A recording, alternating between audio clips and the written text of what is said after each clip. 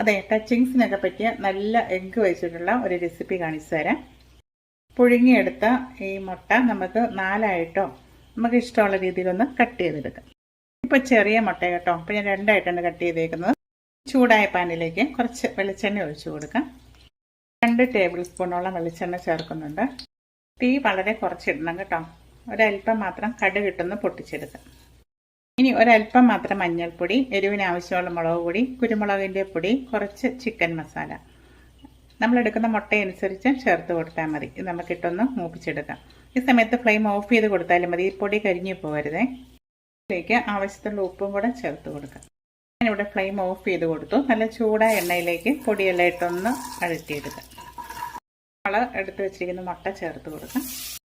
നല്ലവണ്ണം ഒന്ന് ഇളക്കിയെടുക്കാം. ഇതിൻ്റെ എരിവ് ഒരല്പം കൂടി നിൽക്കുന്ന കേട്ടോ ടേസ്റ്റ്. ഇതിലേക്ക് ഞാൻ ഒരു കുറച്ച് മാത്രം ചെറുതായിട്ട് കട്ട് ചെയ്ത് സവോളയോ കൊച്ചുള്ളി എന്തെങ്കിലും ഒന്ന് ചേർത്ത് കൊടുക്കാം. അല്പം കറിവേപ്പില. ഈ ഫ്ലെയിം ഒന്ന് ഓൺ ചെയ്യേണ്ട, എല്ലാം കൂടി ഒന്ന് ജസ്റ്റ് ഒന്ന് ഇളക്കിയെടുക്കാം. ടച്ചിങ്സിന് മാത്രമല്ല കേട്ടോ, ചോറിനും ചപ്പാത്തിക്കൊക്കെ അടിപൊളി ടേസ്റ്റാണ്. വളരെ പെട്ടെന്ന് നമുക്ക് തയ്യാറാക്കി എടുക്കുകയും ചെയ്യാം കേട്ടോ. അപ്പോൾ എല്ലാവരും ഒന്ന് ട്രൈ ചെയ്ത് നോക്കണേ.